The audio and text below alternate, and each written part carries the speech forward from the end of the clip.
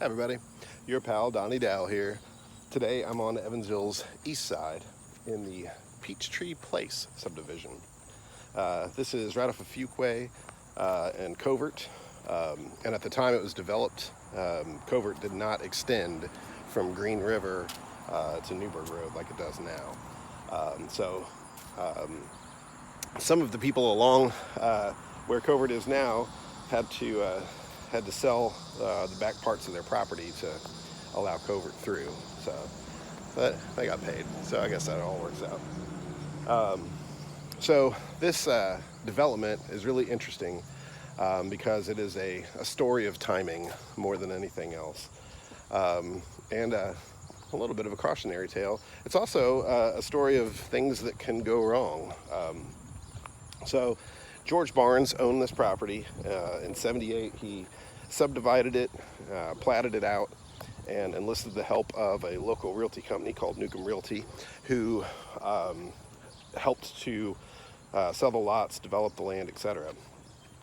But that was '78, and for those of you that know history or have watched a lot of my videos, you'll know that the economic downturn in '80 and '81 that shot the interest rates up so high just really ground development to a halt. So what ended up happening was by 1984, the lots that hadn't been built on yet had to be auctioned off. The bank that was funding the developer, Union Federal, had to foreclose and auction these off. So what that means is that these were built at different times by different builders. And although there is a uniformity in the homes, they are quite different. One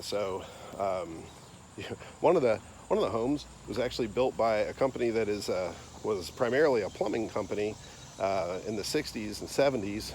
They got into home building after the crash in '81, '82.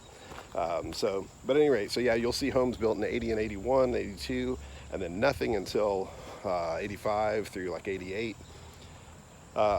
Another thing that happened here in this development was one of the homes actually exploded. There was some kind of issue with the gas line, and Sigacom, or Sigaco, I guess at the time, accidentally blew up a house. So a few people were injured, one person actually died. And I don't know which lot that was. I don't know if they rebuilt on it or left it alone. But at any rate, so a lot of things can happen. Real estate is pretty wild sometimes. And again, timing. I mean, everything had been going pretty well. They fully expected to be able to build and sell the subdivision pretty quickly, and then those rates went up, and that just really slowed it down. Speaking of rates, I don't know if you noticed or not, but in the last week and a half or so, interest rates on mortgage loans have really dropped.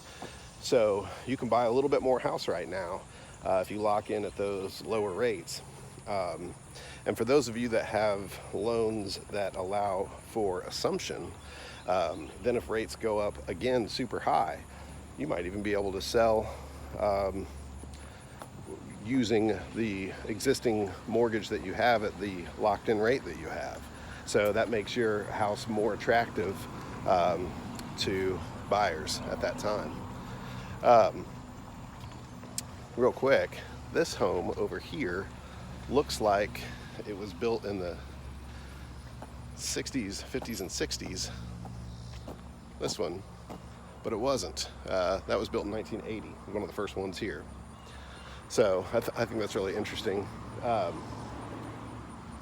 If you want to learn a little bit more about interest rates, or if you want to work on a plan that will benefit you and your family, then I'll be more than glad to help you with that and give you some good advice on how best to move forward. Thanks for watching.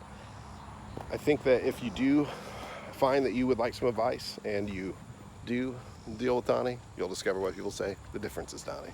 Thanks. See ya.